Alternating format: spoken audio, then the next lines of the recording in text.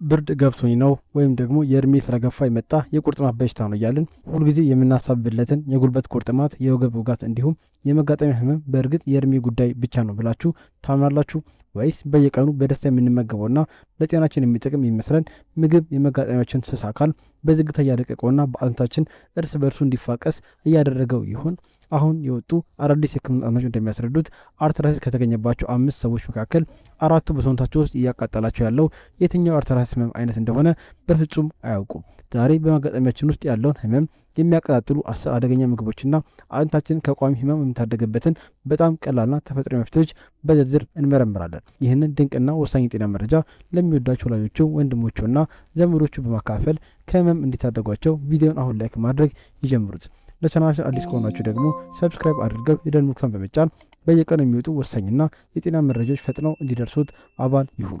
አብዛኞቻችን በየቀኑ ወጋት አሰቃየኝ፣ ቁርጥማት ያዘኝ ወይም የወገብ ህመም እያቃጠለኝ ነው እያልን የምንጠራው አርትራይተስ በትክክል በሰውነታችን ውስጥ ምን እየሰራ እንደሆነ ታውቃላችሁ? በሰፊውና በቀላል አበራረድ አርትራይተስ ማለት በመጋጠሚያችን መካከል የሚፈጠር ከፍተኛ እብጠት፣ ማቃጠል፣ መቅላትና አጥንትን የመሻሸር ሂደት ነው። በዓለማችን ላይ በብዛት የሚስተዋለው የመጀመሪያው የአርትራይተስ አይነት ሩማቶይድ አርትራይተስ ወይም በአጭሩ አርኤ የተባለ የሚጠራው ነው። ይህ ህመም የሰውነታችን በሽታ ተከላካይ ህዋሳት መስመራቸውን ስተውና ተሳስተው የራሳችንን የመጋጠሚያ ከረጢት እንደ ጠላት ቆጥረው ጥቃት ሲሰነዝሩ የሚከሰት እብጠት ነው። በሽታ ተከላካይ ህዋሳቱ ሳይቶካይን የተባለ ኃይለኛ ኬሚካል ማዕበል በመልቀቅ በመጋጠሚያዎቹ ውስጥ የሚገኘውን ንጹህ የመጋጠሚያ ፈሳሽ ሙሉ በሙሉ ይበክሉታል። ይህ አደገኛ ሂደት በጊዜ ሂደት የወጣቶች መዛባትን፣ የቅርጽ መበላሸትንና የመጋጠሚያ አካላት መሸርሸርን በከፍተኛ ሁኔታ ያመጣል። ሁለተኛውና በሀገራችን በብዛት በእድሜ ገፋ ባሉ ሰዎችና በወጣቶች ላይ የሚስተዋለው አይነት ደግሞ አርትራይተስ ይባላል። ይህ ደግሞ ከአመጋገብ መበላሸት፣ ከስብና ስኳር መቃወስ እንዲሁም ከኢንሱሊን መቋቋም ጋር በቀጥታ ተያይዞ የሚመጣ የመጋጠሚያዎች መፋቀስ ነው። አጥንቶቻችን እርስ በርስ እንዳይፋፋቁና እንዳይላላጡ የሚከላከሉን ስሱና ለስላሳውን አካል ሲጎዳ አጥንት ከአጥንት ጋር በኃይል መፋቀስና ማቃጠል ይጀምራል። ሁለቱም የህመም አይነቶች መንስኤያቸውና አመጣጣቸው የተለየ ቢሆንም ሁለቱን የሚያገናኛቸው አንድ ትልቅ ሚስጥር አለ። እርሱም በሰውነታችን ውስጥ የሚቀጣጠለው ስር የሰደደ እብጠት ነው። ታዲያ በየቀኑ በምግብ ገበታችን ላይ የምናቀርበው የምግብ አይነት ይህን የመጋጠሚያ እሳት ሲያጠፋው ወይም ይበልጥ ሊያቀጣጥለው ይችላል። አሁን ደግሞ በመጋጠሚያችን ላይ ቀጥተኛ ጥቃት የሚያደርሱትን 10 አደገኛ ምግቦች በዝርዝር እንመለከታለን።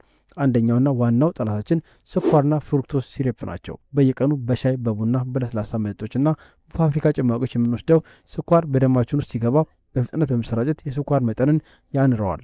ስኳር በደማችን ውስጥ ከሚገኙ ፕሮቲኖች ጋር ሲዋሃድ ኤጂኤስ ወይም ኢጂኤስ የተባለ አደገኛ መርዛማ የኬሚካል ውህድን ይፈጥራል። ይህ መርዛማ ውህድ ደግሞ በቀጥታ ወደ መጋጠሚያችን በሚሄድ የካርቲሌጅ አወቃቀርን በማድረግ እንደ ደረቅ እንጨት በቀላሉ ተሰባሪና ተፋቂ ያደርገዋል። ስለዚህ በየቀኑ በሻያችን በቡናችን የምንጨምረው እያንዳንዱ የስኳር መጠን የመጋጠሚያችን እድሜ በዝግታ እያጠረው እንደሆነ ልናውቅ ይገባል። ሁለተኛውና በብዙዎች ዘንድ ለጤና ጎጂነቱ የማይታወቀው ምድብ ደግሞ የተጣሩ ካርቦሃይድሬቶች ናቸው። ነጭ ዳቦ፣ ፓስታ፣ ማካሮኒ፣ ነጭ ሩዝና በፋብሪካ የተቀነባበሩ ብስኩቶችና አብዛኞቻችን እንደ ቀላልና ጠቃሚ ምግብ አይነት እንቆጥራቸዋለን። ነገር ግን እነዚህ ምግቦች ወደ ሰውነታችን እንደገቡ ወዲያውኑ ወደ ቀላል ስኳርነት ስለሚቀየሩ በደም ውስጥ ያለውን የስኳር መጠን በፍጥነት ያኖሩታል። እንዲያውም በደም ውስጥ የስኳር መጠን የመጨመር አቅማቸው ከነጭ ስኳር እኩል ወይም በአንዳንድ ሁኔታዎች የሚበልጥ ሆኖ ተገኝቷል።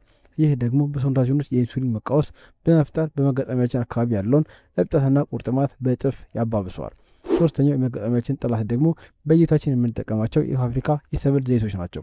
በየገበያው የምናገኛቸው የሱፍ፣ የሶያ፣ የፓልምና የበቆሎ ዘይቶች በከፍተኛ ሁኔታ በኦሜጋ 6 የስብ አሲድ የተሞሉ ናቸው። ኦሜጋ 6 በሰውነታችን ውስጥ ከልክ በላይ ሲበዛ አርኪዳኒክ አሲድ የተባለ እብጠት ቀስቃሽ ኬሚካል ያመርታል። በተጨማሪም እነዚህ ዘይቶች በፋብሪካ ውስጥ በከፍተኛ ሙቀትና ኬሚካል ስለሚያልፍ ተፈጥሯዊ አንቲኦክሲዳንታቸው ሙሉ በሙሉ ይጠፋል።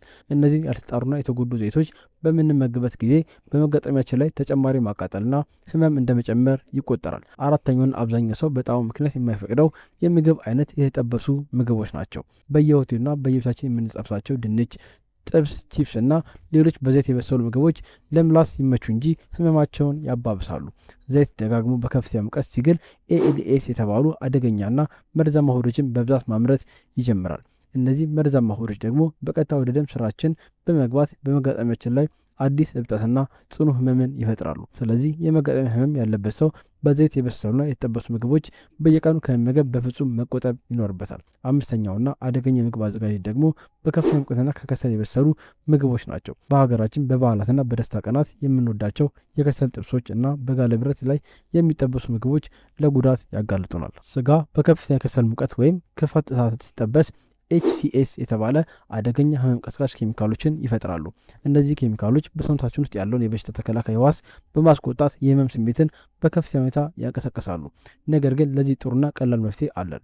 ስጋ ከመጠበሱ በፊት በሎሚ በነጭ ሽንኩርትና በቅጠላ ቅጠል ማሪኔት ማድረግ አደገኛውን ኬሚካል እስከ 90% ይቀንሰዋል። ስድስተኛው በመጋጠሚያ ጤና ላይ የከፍተኛ አደጋ የሚያደርሰው አልኮል መጠጦች ናቸው። ቢራ፣ ጠጅ፣ ካቲካላ፣ ቪኖ እና ሌሎች የአልኮል መጠጦች በቀጥታ የአንጀታችንን ስስ ግድግዳ ይበታትኑታል። የአንጀት ግድግዳ በሚላላለበት ጊዜ ባክቴሪያዎችና መርዛማ ነገሮች በቀጥታ ወደ ደም ስራችን በመግባት በሰውነታችን ውስጥ ይሰራጫሉ። ይህ ደግሞ የበሽታ ተከላካይ ህዋሳችን በማስቆጣት የመጋጠሚያችን ላይ ከፍተኛ የሆነ ቁርጥማትና እብጠት ይፈጥራል። አርትራይተስ ያለበት ሰው አልኮል በወሰደ ቁጥር ህመሙ ወዲያውኑ የመቀስቀስና የማቃጠል እድሉ እጅግ ከፍተኛ ነው። ሰባተኛው ብዙዎችን የሚያጋጥመውና የማይታወቀው ግሉቶን የተባለው የፕሮቲን አይነት ነው። ግሉቶን ከስንዴ በገብስና መሰል እህሎች ውስጥ የሚገኝ ተፈጥሯዊ ፕሮቲን፣ ነገር ግን የጨጓራን የስሱ አንጀት ችግር ያለባቸው ሰዎች ይህን ፕሮቲን ሰባብረው ለመጨረስና ለመፍጨት ይቸገራሉ። ያልተፈጨው ፕሮቲን ወደ ደም ውስጥ ሲገባ ሰውነታችን እንደ ባዕድ አካል ቆጥሮ ጦርነት ይከፍታል። ይህም በመጋጠሚያ እብጠት ላይ ይጨምራል። የስንዴ ምግቦች ወይም ዳቦ ሲመገቡ ህመም ወይም የሆድ መነፋት የሚሰሙት ከሆነ ግሉቶን ለተወሰነ ጊዜ ማስወገድ ይመከራል። ስምንተኛው በብዙዎቻችን ማዕድ ላይ የማይለዩት ናይትሼድ የሚባሉት የአትክልት አይነቶች ናቸው።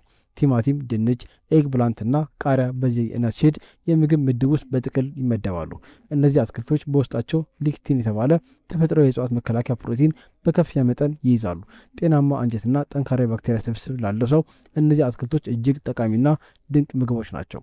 ነገር ግን የአንጀት መራራት ወይም የጨጓራ መራቆት ያለባቸው ሰዎች ይህን ሊክቲን ሳይፈጭ ቀርቶ እብጠቱንና ቁርጥማቱን ሲቀሰቅስ ይችላል። ዘጠነኛውና በዘመናዊ ምግቦች ውስጥ በብዛት የሚገኘው ኢሙሊፋየርስ ወይም የታሸጉ ምግቦች ማቀናበሪያ ናቸው። በፋብሪካ በተዘጋጁ ምግቦች፣ ማዮኔዝ፣ ድስቶችና የታሸጉ ሶሶች ውስጥ ምግብ እንዳይበላሽ የሚያደርጉ ኬሚካሎች ይገባሉ።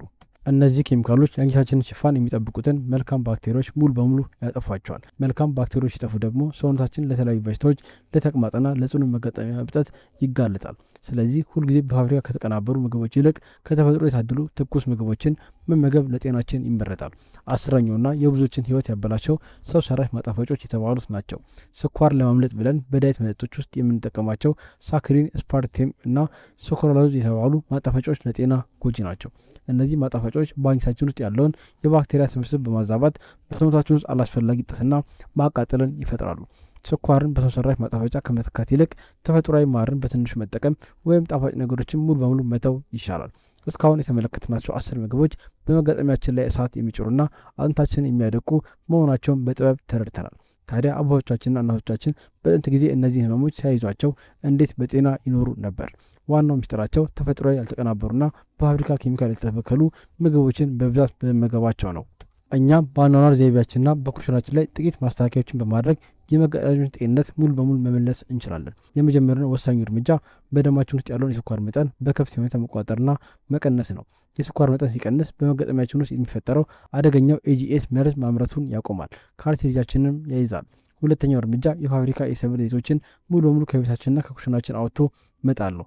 በእነሱ ምትክ ተፈጥሯዊ የወይራ ዘይት፣ የኑግ ዘይት ወይም የተጠረጠረ ወይም የነጠረ ለስላሳ ባህላዊ ቅቤ መጠቀም ይቻላል። ሶስተኛው ደግሞ የአንጀታችንን ጤንነት የመከላከል አቅሙ በተፈጥሯዊ መንገድ መጠበቅ ነው።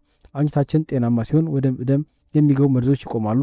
ይህም በመጋጠሚያችን ላይ የሚፈጠረውን እብጠት ይቀንሰዋል። አራተኛው ምግብ ሲያበስሉ ነጭ ሽንኩርት፣ ዝንጅብል፣ እርድና የተለያዩ ቅጠላቅጠሎችን በብዛት መጠቀም ነው። እርድ በውስጡ ኩርኩሚን የተባለ ኃይለኛ ተፈጥሯዊ የህመም ማስታገሻና እብጠት ማጥፊያ ውህድን ይይዛል። አምስተኛው ደግሞ ንጹህና ተፈጥሯዊ ውሃን በየቀኑ በበቂ ሁኔታ መጠጣት ነው። ውሃ በመጋጠሚያችን መካከል ያለውን ፈሳሽ በማደስ አጥንቶች እርስ በርስ እንዳይፈቀሱና እንዳይላላጡ ይረዳል። ብዙ ጊዜ ህመም ሲሰማን ወዲያውኑ ወደ ህመም ማስታገሻ ኪኒኖች፣ መድኃኒቶች እንሮጣለን። ነገር ግን መድኃኒቶች የሚሰጡን ጊዜያዊ እፎይታ እንጂ ችግሩን ከስሩ መፍታት አይችሉም። ችግሩን ከስሩ ለማከም እና የአመጋገብ ስርዓትን ማስተካከል ጎጂ ምግቦችን ማስወገድ ግዴታ ነው።